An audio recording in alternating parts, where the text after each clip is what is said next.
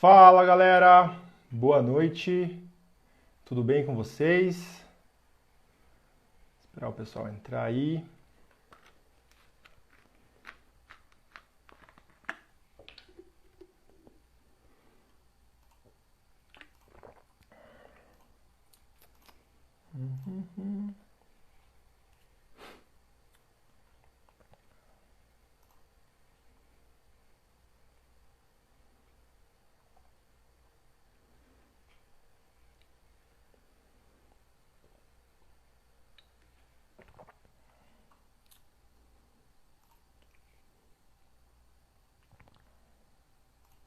Boa noite, boa noite.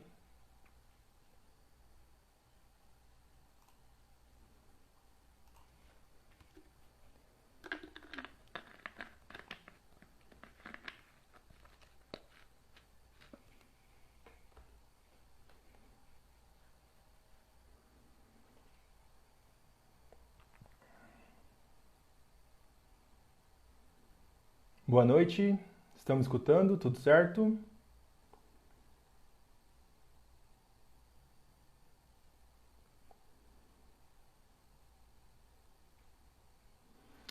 O áudio tá ok?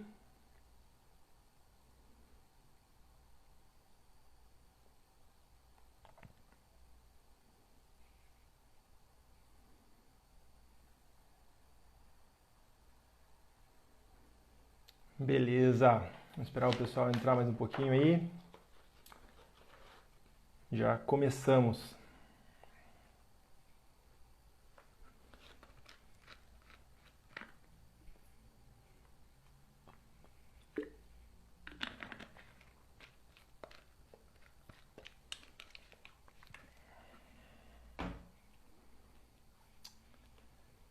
Então, vamos lá, galera. Boa noite. Espero que vocês estejam todos bem. Essa noite de quinta-feira, né? Sejam todos muito bem-vindos. Essa é a primeira live aqui do ABC de Economia. Para quem não me conhece, eu sou o Bruno, sou economista e sou consultor financeiro aqui da ABC e hoje eu que vou guiar essa live, esse bate-papo. Um pouco diferente do que a gente normalmente fala por aqui é o tema. Geralmente a gente fala sobre finanças e investimentos. Hoje a gente vai falar sobre política. Mais precisamente sobre o panorama político para 2021. Esse é um tema de muita importância para todos. Não importa se você é investidor, se você não é investidor, se você mora em Cascavel, se você mora em São Paulo, em Curitiba, enfim. Todo mundo deveria ter pelo menos uma noção do que esperar para esse ano aí no aspecto político. Para começar nesse mundo das lives, né, nós vamos trazer hoje aqui um convidado muito especial, o Henrique Mecabô, que é economista e cientista político. Vamos ver se ele já está por aqui, para a gente chamar ele. Deixa eu ver, cadê o Henrique? Cadê o Henrique? Só um minutinho. Vamos ver. Guardando.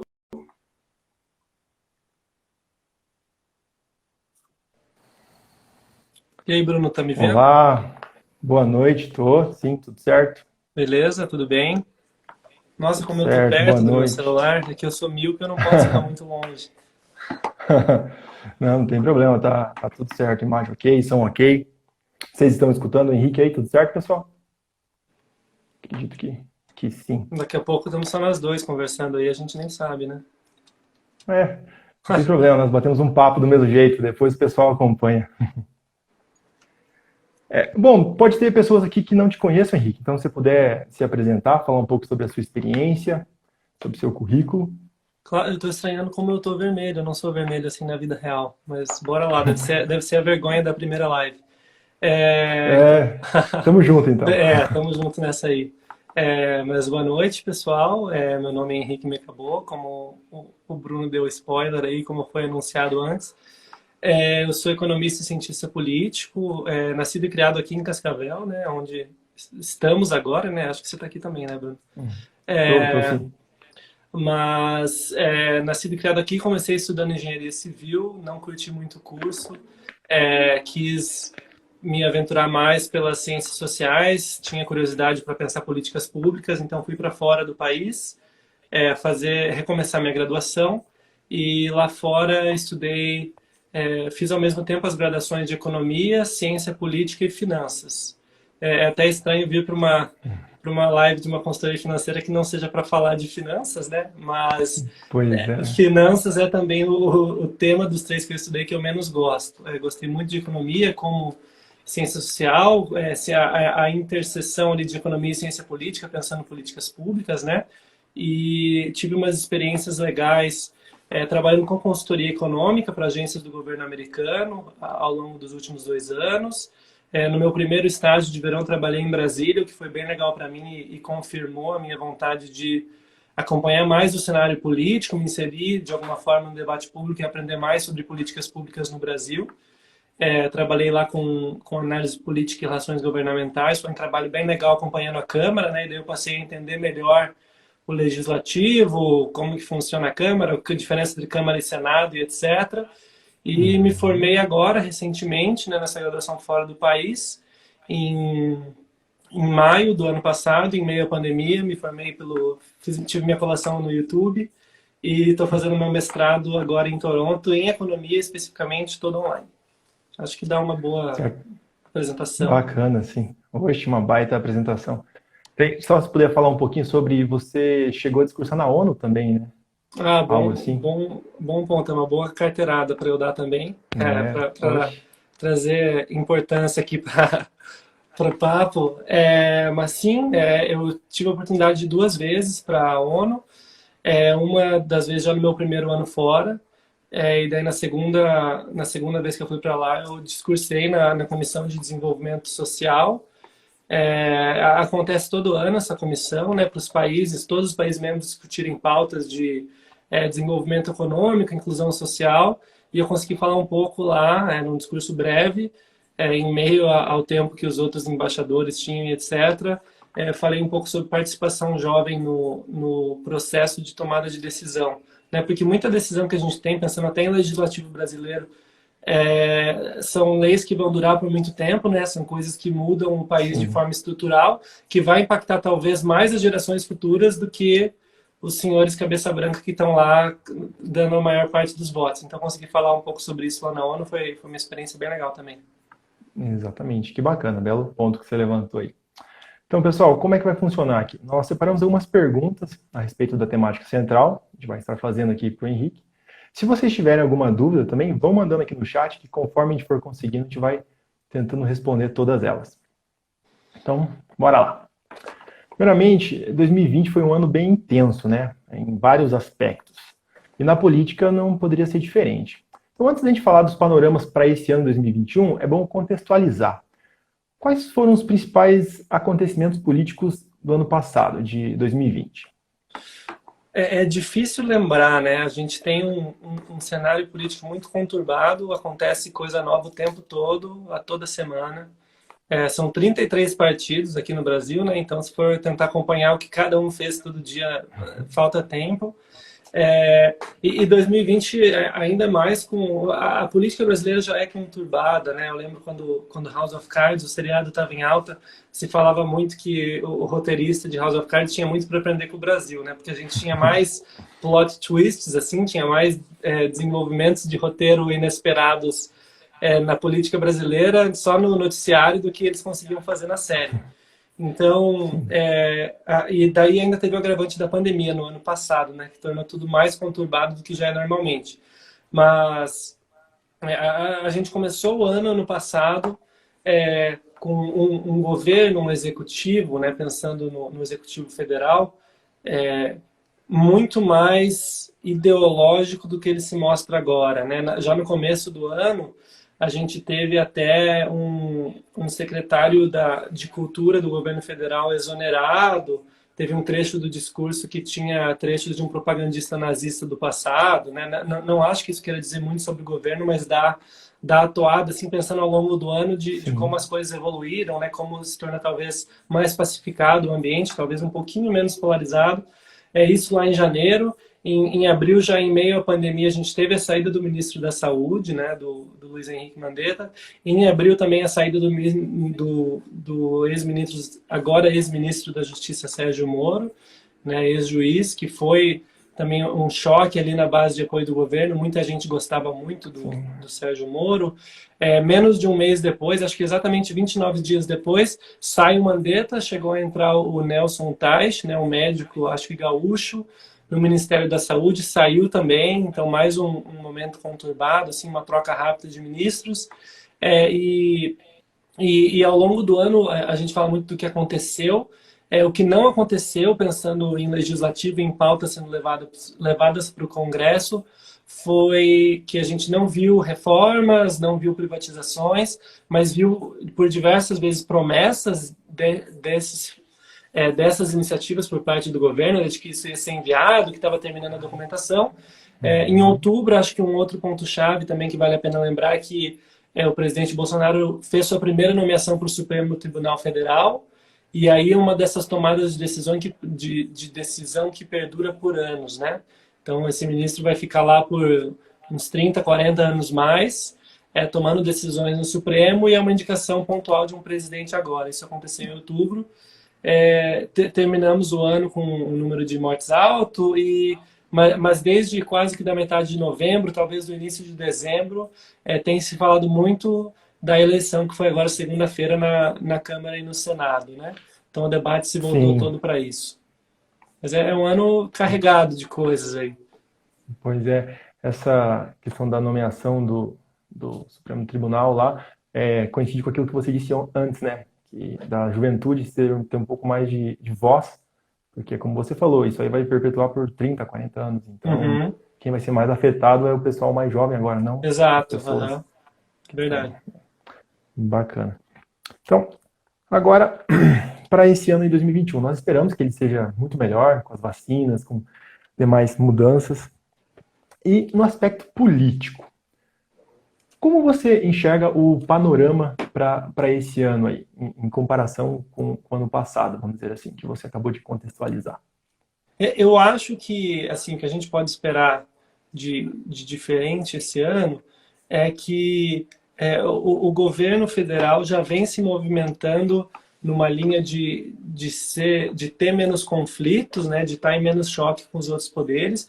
Então é muito difícil cravar com certeza o que vem por aí no legislativo, Claro. mas é um começo de ano já bem melhor, menos conflituoso, né? Antes você tinha na presidência da Câmara dos Deputados o Rodrigo Maia, que começou com o apoio do governo e chegou ao final do mandato dele como uma das figuras mais antagônicas ali ao presidente, né? Então, isso muda nesse ano, a gente trocou as presidências da Câmara e do Senado. Acho que vai ser um ano mais pacífico, do governo para com o legislativo e do governo para com o judiciário também, menos embates com o Supremo, né? Ao longo do tempo, muitos ministros que, como deputado, o presidente Jair Bolsonaro criticava muito, se aproximaram dele, né? Tiveram até o Dias Toffoli, por exemplo, hoje diz publicamente que tem uma amizade pessoal com o presidente. Então, não sei se vai ser um ano de menos eventos políticos, mas os eventos vão ser menos de conflito. Acredito que vamos ter a aprovação de pelo menos uma reforma. Não dá para esperar muito mais que isso. Talvez o governo consiga aprovar alguma privatização, que já vem sendo muito prometidas essas privatizações desde o começo do ano passado, né? Mas eu acho que vai ser um ano mais tranquilo que o ano passado, com menos conflitos, pelo menos, mais pacífico, talvez seja a palavra. Com menos turbulência, né? Isso aí. Eu diria, totalmente pacífico é um pouco complicado de dizer, mas com menos turbulência. Vai depender muito É verdade. Vai depender muito também de como vai se resolvendo a pandemia, né? Assim, claro. Se a vacina vai chegar logo, porque hoje uma das coisas que vem machucando muito a popularidade do governo é que não existe um plano claro de vacinação, a gente não tem os insumos para a produção, então talvez o curto prazo até dite um pouco isso, né? O que vai acontecer ao longo do ano, porque vai depender da popularidade do presidente. Um fato importante do ano passado foi que foi aprovado o auxílio emergencial, que deu um gás aí para a moral do presidente, né? Subiu a popularidade principalmente no Nordeste, que tem um número grande de recipientes do auxílio, e parece que esse auxílio não vai ser renovado. Então já tem aí outro fator que pode baquear a popularidade do executivo. E a gente olha sempre muito para o executivo e acho que vai olhar ainda mais agora que parece que, ao menos inicialmente, o presidente vai ditar um pouco mais a pauta no Congresso, né? Vai conseguir ser mais propositivo, vai conseguir mandar as propostas dele. Se elas vão vingar, se vai ter negociação suficiente para que elas passem, só o tempo vai dizer. É outra história daí, né? Certo, bacana. E já que você começou a comentar um pouco sobre a eleição da Câmara, vamos conversar um pouco sobre ela. Ela movimentou bastante o noticiário, né? A eleição da Câmara e do Senado, que aconteceu na segunda-feira, se não me falha a memória. Uhum. Com esses novos representantes ali, o que a gente deve esperar? Aqui talvez seja interessante a gente falar um pouquinho sobre a diferença entre Câmara e Senado, que pode ser que não seja claro para quem está assistindo a gente aqui. Legal. Vou começar por esse segundo ponto, dar uma explicação mais intuitiva.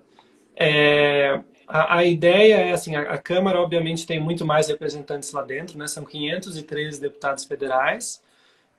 No Senado nós temos 81 senadores. Então, apesar de nem sempre ser assim, a ideia é que um projeto de lei surge na Câmara, né? A Câmara é a casa do povo, né? Então é um monte de representante, a representação de cada estado é proporcional à população, e daí a ideia é que os projetos de lei saiam de lá, sejam trabalhados nas comissões, e daí passem pelo filtro do Senado. A ideia pensando assim mais intuitivamente, que o Senado seja um filtro mais sóbrio do que vem da Câmara. E a gente pode ver que isso até olhando a composição dos dois, não só do Senado ser menor, mas também da idade de quem está no Senado, isso parece fazer algum sentido, né? Aqui no Paraná, nossos 3 senadores têm uma média de idade bem mais alta do que os nossos deputados, né? Nós temos o Flávio Arnes, o Oriovisto e o Álvaro Dias. Pensando no próprio Álvaro Dias, pensando em ter um exemplo de por que esse filtro é mais sóbrio, tido como mais experiente, o Álvaro Dias é um ex-governador, né? Por exemplo, você tem o Requião, que é um ex-senador do Paraná, que é um ex-governador. Hoje no Senado a gente tem o Fernando Collor, que é um ex-presidente da República. A Dilma, em 2018, perdeu a eleição, mas concorreu ao Senado em Minas Gerais.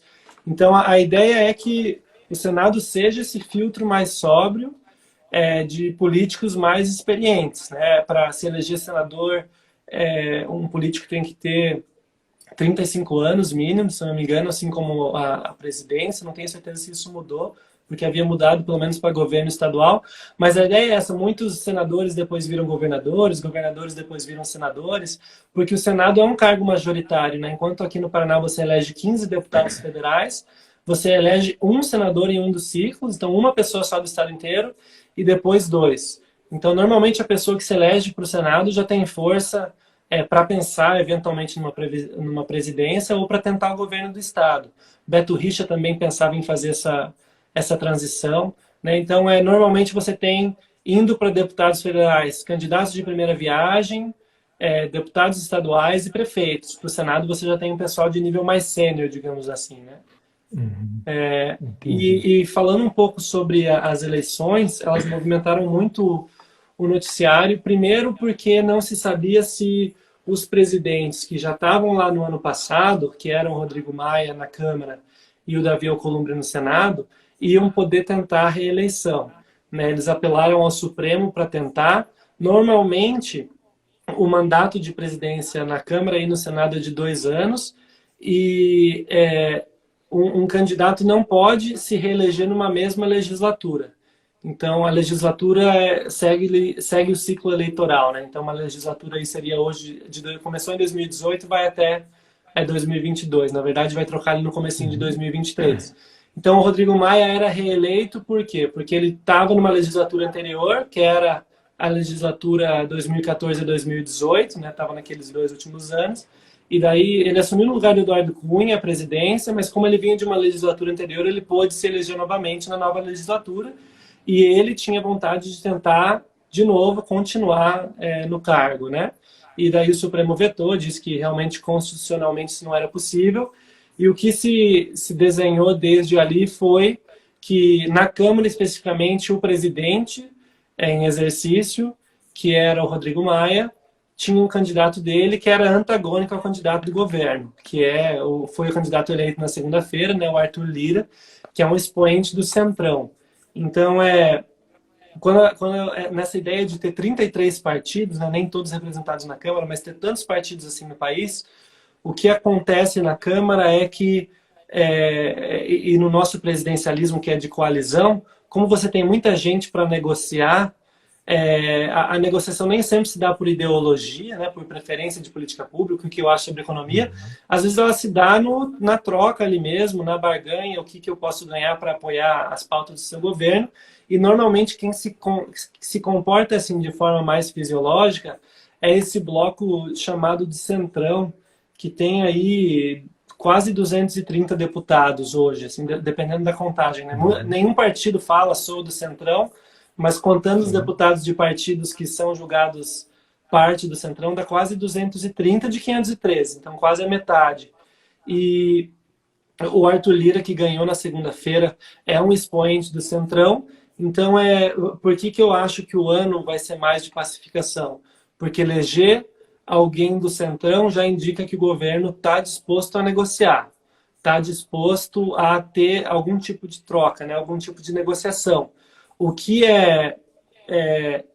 assim, já até veda o governo um pouco, pelo menos, para a possibilidade de impeachment, né?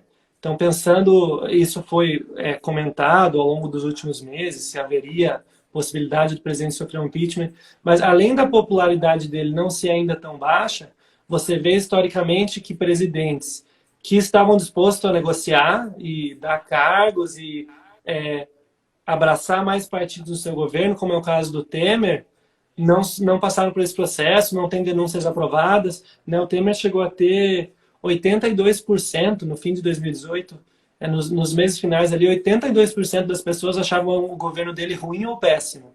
E mesmo assim isso não avançou. É uma possibilidade de tirar ele do poder. A Dilma, por outro lado, nunca chegou a um patamar tão baixo de popularidade, que eu me recorde, e foi tirada exatamente por não estar disposta a negociar, não quis ceder para o Centrão, que naquela época a figura mais forte era do Eduardo Cunha, e entrou em conflito direto com o Eduardo Cunha, e daí a pauta do impeachment prosseguiu. Então, é por isso que indica mais ser um ano de pacificação. Nas eleições da segunda, além do Arthur Lira, que era o candidato do Centrão e do governo, ganhou também no Senado o candidato governista, que era o Rodrigo Pacheco, e isso dá algumas indicações para a gente pensar até sobre 2022, que são bem interessantes. Parece que quem sai vitorioso dessas eleições, o governo vai ter mais espaço para propor as reformas. De novo, a negociação com o Centrão é muito pontual, então não quer dizer que porque o Arthur Lira foi eleito com mais de 300 votos, o governo tem mais de 300 votos para qualquer pauta que apresentar. As reformas vão continuar sendo difíceis, qualquer mudança à Constituição vai continuar sendo difícil e vai ser negociado caso a caso. Vai caber muito ao governo saber comunicar, que é uma coisa que o executivo tem feito muito mal, né? Explicar a necessidade das reformas, pensando em reforma administrativa, pensando em reforma tributária, como essas reformas, principalmente pensando na reforma administrativa, que mexe ali com a estabilidade de cargos públicos, exige mais meritocracia para progressão na carreira no serviço público, como mexe com os benefícios de muita gente, o governo tem se eximido de comunicar claramente, quero fazer isso, porque vai ter retaliação em popularidade, pode perder apoio de alguns grupos. Só que mudanças muito grandes no Brasil, historicamente, só acontecem com apoio em massa da população.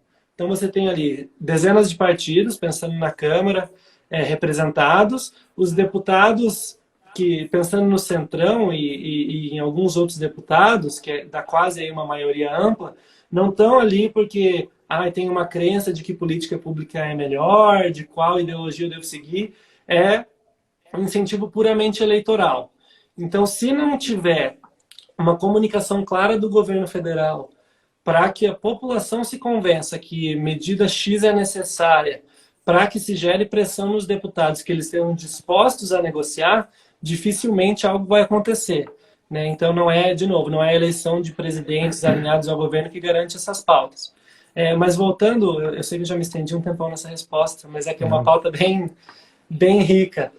Voltando no resultado das eleições da Câmara e do Senado, quem perde muito claramente é, pelo menos a leitura inicial que eu faço, é quem esperava alguma alternativa mais de centro para as eleições de 2022. Por quê?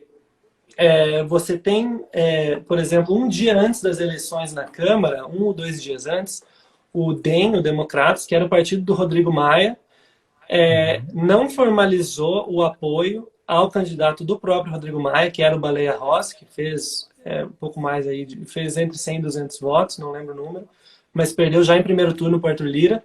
Ele tirou esse apoio, mostrando e deixou neutro, mas fez alguns acenos ao governo federal, né, ao presidente Bolsonaro, indicando que eles estariam dispostos, sim, a ter essa aproximação. Disse hoje que eles vão ganhar o Ministério da Educação, por exemplo.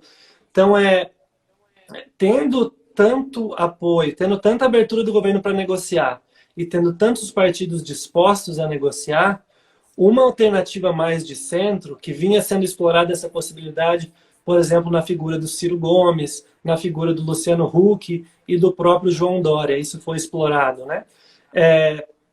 O Luciano Huck é uma figura pública que andava se aproximando muito do DEM, mas agora, com esse resultado de segunda-feira, você tem o DEM indicando que, apesar de um dos grandes líderes do partido, que era o Rodrigo Maia, que agora já está falando até em sair do Democratas, apesar de um dos nossos grandes caciques ter um candidato próprio, a gente está disposto a se aproximar do governo, dado que haja negociação.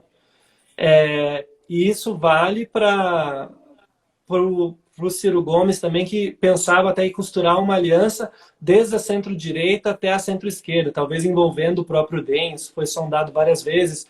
O João Dória, muitos deputados, o voto é secreto, difícil dizer exatamente quem votou para quem, mas há indicação de que muitos deputados do PSDB, que é o partido do Dória, governador de São Paulo, passaram a apoiar o Arthur Lira como presidente porque viram que ia haver mais diálogo do governo, ia haver mais emenda sendo liberada.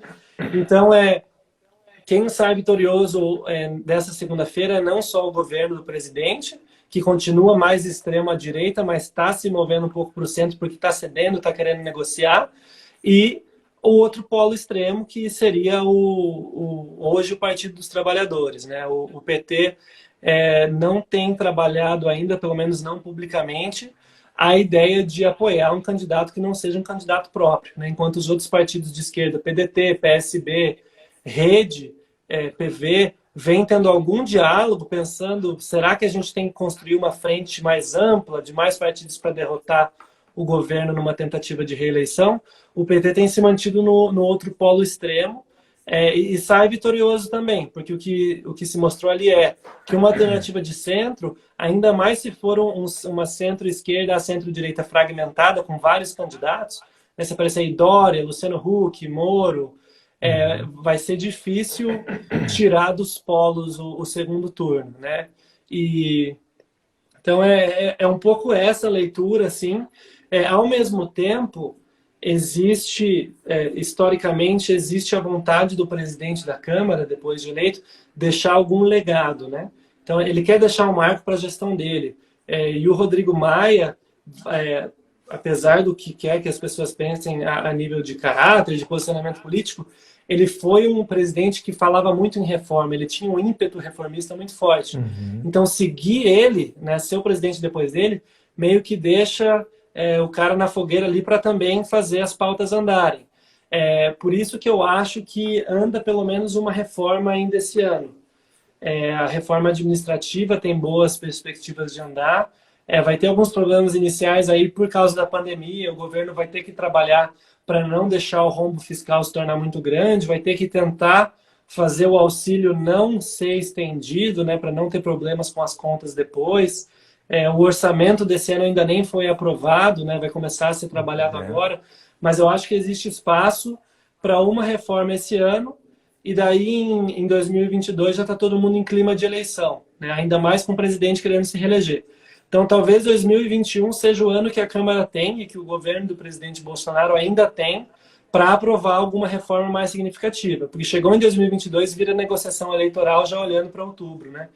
É, é um pouco dessa a leitura que eu faço, assim, sei que foi bem longa a minha resposta, mas espero que tenha... Não, foi perfeito, foi uma aula aqui de economia, de política. Então, esse ano aí é o ano que a Câmara tem para mostrar serviço, vamos dizer assim, né? Aproveitar. Eu acho que é uma boa forma de colocar. Certo. A próxima pergunta, ela está meio em linha com o que você falou, das reformas, que desde que foi eleito o último governo, tem se falado muito sobre reformas, né? E até agora não foi feito nada.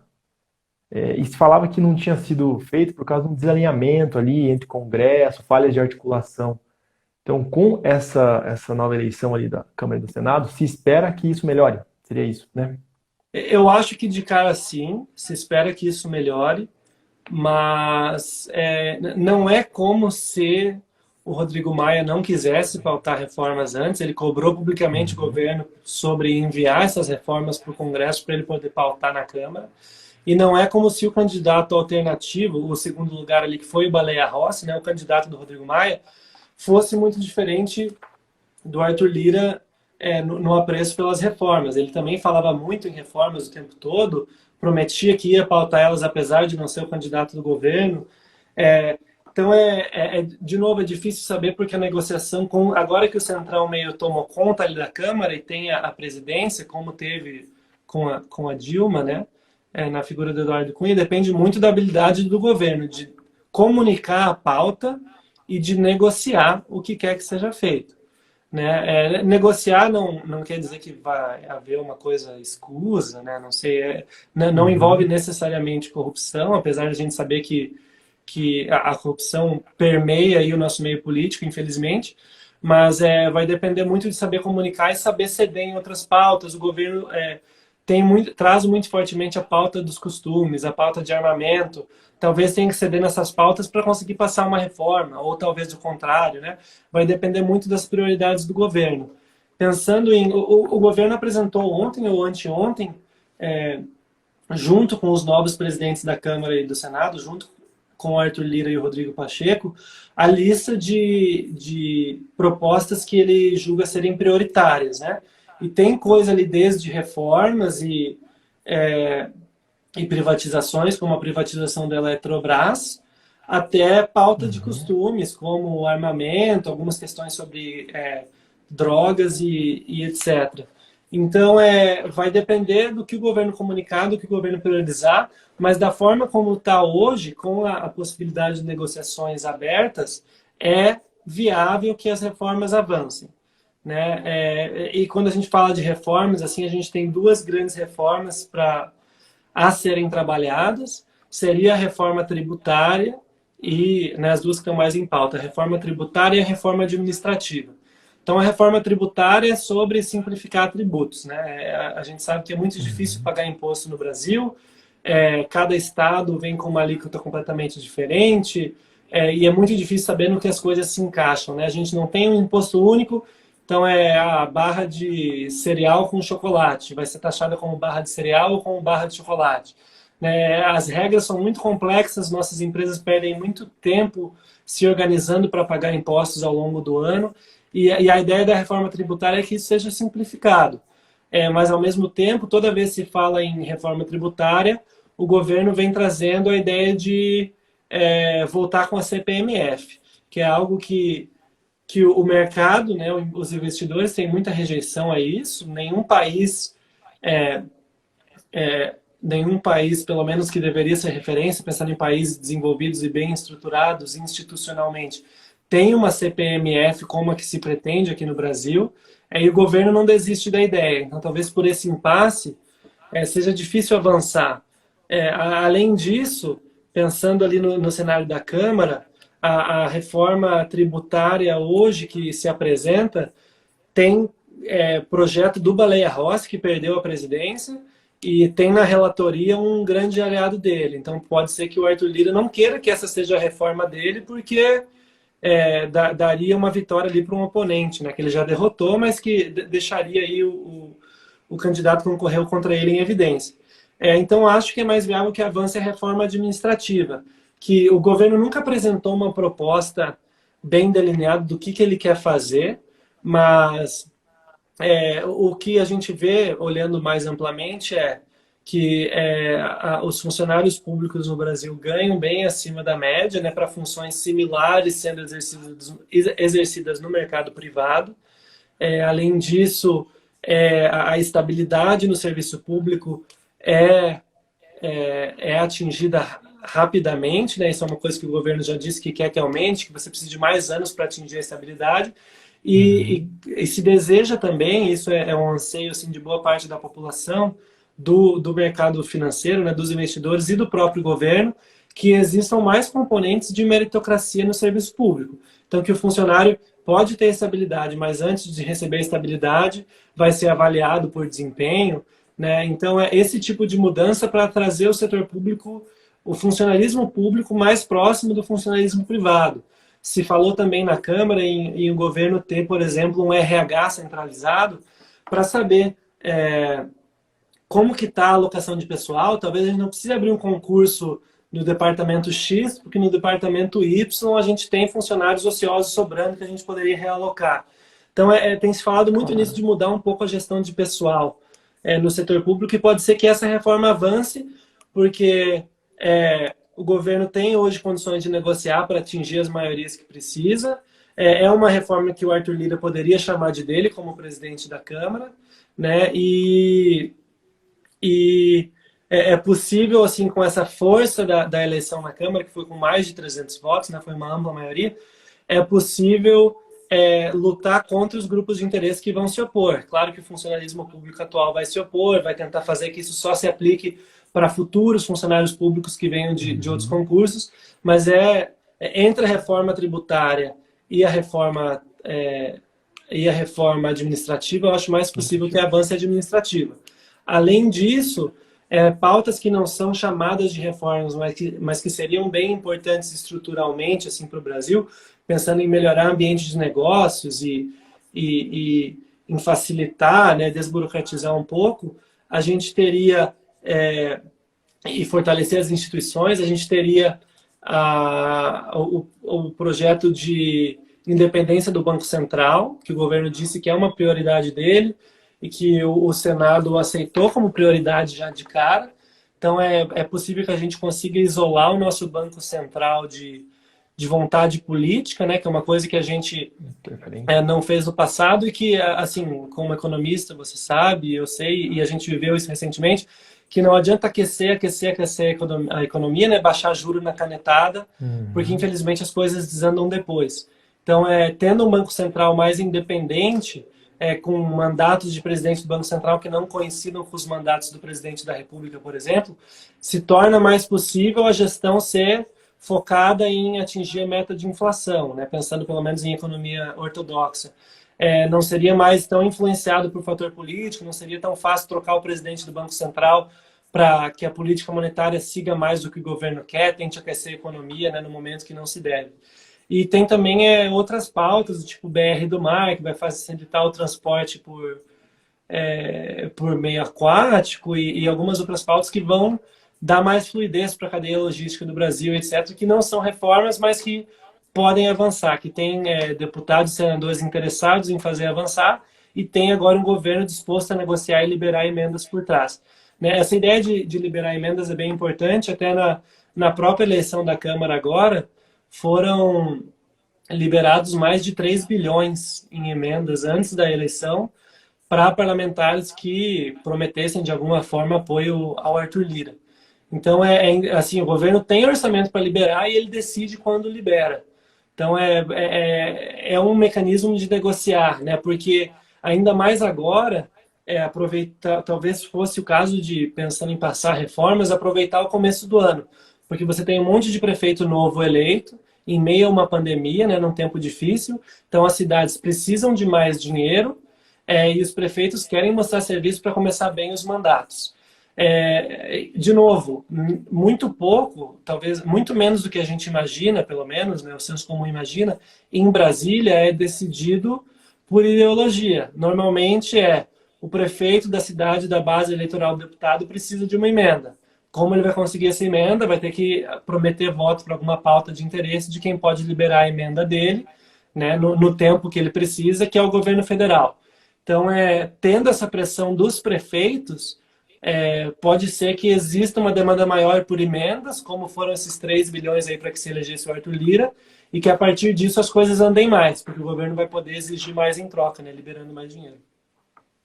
Sim, é importante você falou isso porque às vezes a gente pensa que para as coisas andarem depende de uma pessoa, duas pessoas.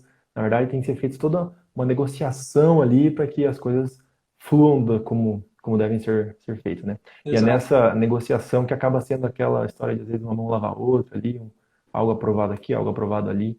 Aí é feita a Exato. política mesmo, né? A politicagem Esse que é o... entre os representantes. Talvez não da forma mais ideal, mas é o nosso diálogo democrático aqui no Brasil, né? É o que tem para hoje. É, uma penúltima pergunta aqui sobre as tensões políticas, né, que elas costumam aparecer com certa frequência. Internamente, você já deixou um pouco claro ali que aparentemente não vai ter tantas. Mas e externas? O que a gente pode esperar aí para esse ano? O que pode acontecer? Alguma tensão externa chama liga o alerta, assim? Ou ainda, por enquanto, está tudo em ordem? Eu acho que a tensão mais evidente a nível externo é que ela começa com a eleição do Joe Biden nos Estados Unidos, né? Tem se falado muito aqui no Brasil que os Estados Unidos escolheu a esquerda, eles elegeram um presidente de esquerda, etc. Que é um pouco ridículo, assim, pensando pelo menos em ideologia política. Nem os Estados Unidos o Joe Biden é tido seriamente como esquerda, né? Lá eles têm só 2 partidos, os republicanos e os democratas. Então, dentro dos democratas, você tem muitos políticos de direita, centro-direita, né? E o Joe Biden é um deles, é um cara que está na política há muito tempo. E a tensão que se molda é a seguinte, e como tudo tem vantagens e desvantagens. A tensão mais imediata é que o Joe Biden ele diz ter uma preocupação com a pauta ambiental. Os Estados Unidos estão sempre ali entre os nossos 2 maiores parceiros comerciais, então eles têm um poder de barganha grande contra a gente, né? Eles podem falar, não vou mais comprar o produto X se essa política pública aqui não for adequada ao que eu prefiro. Então tem essa assimetria de poder, onde eles podem sim exigir algumas coisas da gente, e o Joe Biden tendo esse apreço que ele vem indicando pela pauta ambiental, ele pode exigir, por exemplo, mais cuidados com a preservação da Amazônia e coisas do tipo, maior número de áreas de reserva e etc. E condicionar isso a compras de produtos do Brasil, né? E as compras dos americanos claramente são muito importantes para nós. Então, eu acho que essa é a maior tensão que se desenha. Sobre ela, acho que tem 2 pontos importantes, analisando ela mais a fundo. Primeiro que, apesar disso, apesar de haver de que provavelmente vai haver, isso foi até falado ontem que foi publicado, eu estava com o PDF aberto aqui agora há pouco, um relatório que foi já passado para o Joe Biden recomendando explicitamente que ele não negociasse algumas coisas com o Brasil até que a pauta ambiental, alguns pontos ali fossem readequados. Então, isso já está se materializando, né? Já tem departamentos lá do governo americano fazendo pesquisa para ver como isso vai acontecer. Mas, dito isso, o Joe Biden é mais aberto ao comércio exterior do que era o próprio Trump. O Trump tinha muito uma narrativa nacionalista de cuidar dos empregos dos americanos, proteger as empresas americanas, né? Deixar tudo lá dentro. O Biden, ele traz mais potencial de comércio para o Brasil. A gente pode passar a vender ainda mais para os Estados Unidos, o que é algo super positivo, ainda mais pensando que o governo aqui se declara liberal, né, que quer aumentar o comércio exterior, né, o Paulo Guedes sempre fala muito disso. Então isso é um lado positivo, apesar do governo ter essa suposta amizade pessoal com o ex-presidente americano, o Trump, e apesar de ter essa proximidade ideológica, né, que o governo daqui sempre se referia ao governo de lá e tentava se aproximar ideologicamente do governo americano, a gente perdeu aí 600 milhões de dólares anuais em negociação com os Estados Unidos por causa de tarifas que o governo Trump impôs. Ele não impôs contra o Brasil especificamente, mas ele se fechou a todo mundo, pelo menos um pouco, inclusive se fechou ao Brasil. Então tem um lado promissor, assim, vão existir cobranças ambientais, elas já estão sendo estudadas pelo lado americano, mas o comércio, se a gente se adequar, o comércio pode aumentar, que é bem legal para a nossa economia, né, nesse momento de recuperação da pandemia. E outra coisa também que se fala muito nesse apreço do Joe Biden pela pauta ambiental, eu acho que é muito importante reparar que, dado que ele está aberto ao comércio exterior, tanto para exportar quanto para importar, as firmas americanas estão competindo intensamente com substitutos de fora, né? Então, se as regulações ambientais nos Estados Unidos são bem rígidas, seria uma desvantagem para as firmas americanas competir com empresas de fora que não tivessem as mesmas regulações pairando sobre elas. Então, acho que os dois pontos, assim, o ponto principal a maior atenção é Biden com cobrança ambiental. Ponto positivo disso é que pode aumentar nosso comércio com os Estados Unidos, que já é um grande parceiro comercial, e um ponto de análise que é bom sempre ter em mente é que dificilmente os Estados Unidos e o Biden estão fazendo algo por serem bonzinhos, né? Ele tem um interesse aí de as empresas competirem em pé de igualdade com empresas de outros países, inclusive as brasileiras. Por isso essa exigência ambiental, não é um amor platônico pela Amazônia aí que está acontecendo no governo americano. Certo, certo. Muito bom. Excelente. Uma aula novamente aqui. Vamos ver se a gente tem alguma pergunta aqui. Teve um pessoal que aguentou, hein? Falei um monte, mas eu tenho uns 20 e pouquinhos que ficaram estáveis aí ao longo da conversa. Ó, essa aqui eu acho bacana para você que teve uma vivência lá. Qual prática política do Canadá que poderíamos importar para o Brasil? Cara, boa pergunta, Edu. Qual prática política do Canadá que poderíamos importar para o Brasil? Assim, vou dar uma resposta talvez um pouco ousada, mas eu estudaria importar essa. Eu acho que tem várias coisas pontuais, né? Por exemplo, a possibilidade de doações de entes privados para universidades públicas. Eu acho que isso é algo que deveria avançar no Brasil e que a gente dificilmente consegue discutir por razões puramente ideológicas. Eu acho que colocando ali salvaguardas, não sei que palavra, mas colocando ali restrições suficientes, eu acho que você pode encontrar um balanço entre ter o apoio do setor privado que quer dar dinheiro ali de forma proativa, sem mudar o trabalho que as universidades públicas já fazem no Brasil hoje, né? Que é uma educação de excelência que poderia ser ainda melhor com mais dinheiro. Isso é uma prática pontual. Mas pensando mais amplamente, mais ambiciosamente, algo que deveria pelo menos ser discutido no Brasil seria, eu acho, o parlamentarismo, né? Eu nem tenho certeza se numa reforma hoje, numa proposta, né, de referendo para isso, eu votaria trocar o presidencialismo pelo parlamentarismo, mas todas essas tensões que a gente tem no Congresso, de o presidente da Câmara não estar alinhado com o presidente da República, de os parlamentares não quererem votar certas propostas, de se falar sempre sobre a possibilidade de um impeachment, sem necessariamente ter um crime de responsabilidade escancarado, né? Às vezes, em muitos presidentes antes se fala isso quando não se está feliz com o presidente. O parlamentarismo tem mais flexibilidade nesse aspecto, tem mais margem, né, para trocar o líder do país, já que o líder vem do próprio parlamento e é um primeiro-ministro. Então, é esse tipo de negociação que a gente tem tão engessada no Brasil. Ela é engessada porque a gente tem, de novo, mais de 30 partidos, mas daí como que seria talvez mais fácil de se organizar? Através do parlamentarismo, tudo seria decidido ali na Câmara, né? Um aspecto interessante do parlamentarismo é que quem vai votar para eleger diretamente o primeiro-ministro vão ser os deputados eleitos, né? Os representantes eleitos para o Congresso. Então, os representantes talvez mais ligados à região vão estar pensando na região deles na hora de votar em quem vai compor o executivo, né, que pode ser um diferencial legal, porque hoje a gente vota que seja a Dilma era gaúcha, o presidente atual Bolsonaro carioca, mas enfim, a gente não consegue votar em figuras do nosso estado só por querer, né? Mas no parlamentarismo você manda o representante do seu distrito ou do seu estado para o parlamento e lá ele vai ter uma voz mais ativa em compor o executivo, o que pode ser interessante. Eu acho que, de novo, facilita assim, o diálogo e alivia algumas tensões, né? Se torna mais fácil, inclusive, trocar o primeiro-ministro é extremamente fácil. Você dá um voto de não confiança ali e o parlamento elege um novo líder múltiplas vezes ao longo do ano, se quiser, né? As tensões de impeachment que a gente tem aqui é uma terça-tarde nos sistemas parlamentaristas, assim, negócios como usual.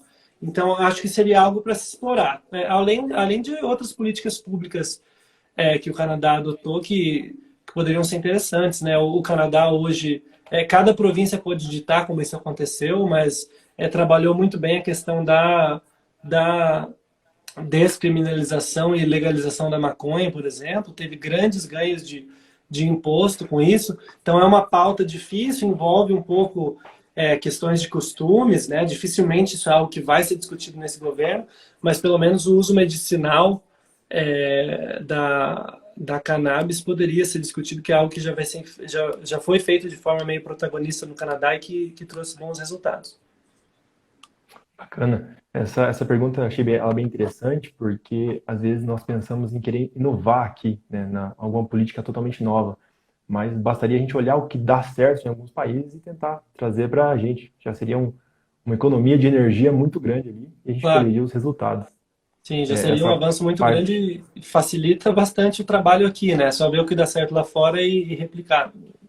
exatamente. A parte das universidades, eu concordo com você, eu acho que seria de grande valia, se fosse bem feita, é claro, você poderia maximizar o excelente trabalho que já é feito pelas universidades públicas, né? Como você falou, com mais dinheiro ali, tem mais pesquisa, tem mais desenvolvimento, poderia até desenvolver a questão tecnológica do país, que não é tão desenvolvida essa parte de desenvolvimento tecnológico, né? Uhum. Então, poderia ser uma boa saída, já que a parte fiscal do Brasil é um pouco complicada para ficar injetando mais dinheiro, seria uma saída excelente para esse aspecto. É Então, verdade. acho que seria isso aí, Henrique. Tá dando nossa hora aqui, quase uma hora já de bate-papo. Uma aula excelente, muito obrigado novamente pela participação. Se quiser se despedir da galera e colocar alguma última fala. Bruno, eu que agradeço o convite. A primeira live do ABC, a minha primeira live também, então foi bem legal a gente passar por essa primeira vez juntos aí. E assim, obrigado pela oportunidade. Espero ter explicado as coisas de um jeito claro, né? Não muito técnico. Tentei trazer aí os temas atuais para o pessoal saber mais ou menos o que esperar nesse ano. E, de novo, tô aberto a convites futuros. Vamos ver se eu acertei no meu palpite. No fim do ano a gente pode ver se eu acertei o meu palpite da reforma administrativa, né? Fazendo E uma live comparativa daí. exato. Eu posso eu mesmo me criticar, eu já me critico o dia todo, então não ia ser um prazer para mim fazer essa live aí. Mas acho que é isso, espero ter comunicado as coisas bem. Quem quiser conversar sobre qualquer uma das ideias que eu discuti aqui ou qualquer outra coisa, pode me chamar aí no Insta que estamos à disposição. E que essa seja a primeira de muitas lives aí do ABC que eu vou estar acompanhando. Isso aí, muito obrigado. Então, eu agradeço a todas as pessoas que participaram aí, quem mandou pergunta. Muito obrigado por terem ficado até o final e até a próxima. Valeu, Valeu, Henrique. Tchau, boa abração, noite. boa noite. Abraço.